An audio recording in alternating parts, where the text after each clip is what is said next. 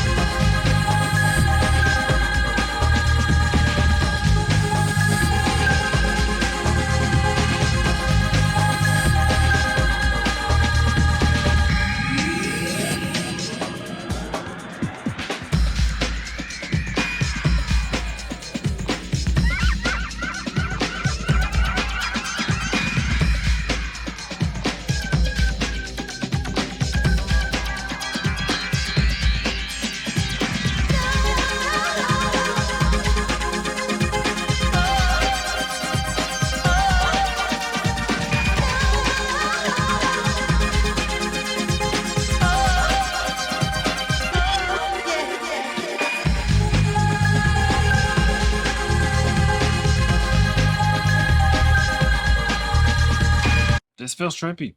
It literally feels like just going through different phases of a trip or something like that. You know what I mean? Scene changes. The scene changes of a trip. That's what it feels like in this song. And then really the only vocals in the song, it's like sounds like a woman moaning on the track. Everything other than that sounds so trippy.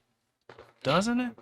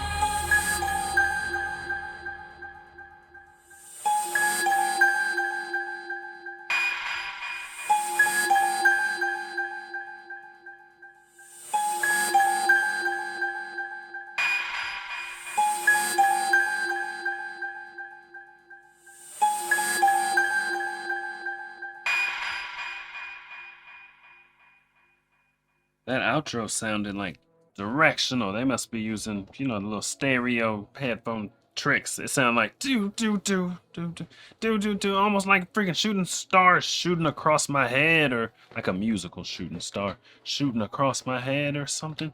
That whole song trippy. I was wondering if those ladies, the song's called Papua New Guinea, were they speaking whatever language they speak there, or were they just making sounds and moaning? I've never heard any language from over there. I have no clue what it sounds like. But yeah, what was going on in this song? Dang, I wish that about section had information about it. Information about this song. Because what was that? What the heck? And this song seems to be influential enough that people are ripping it off. One of the tunes that really stood out back in the day is what the description says. It became commercialized very quickly, but this version and the Cube mix are still great reminders of the early 90s underground dance scene. Released on Jumpin' and Pumpin'. Oh my goodness. So this is early 90s underground dance music?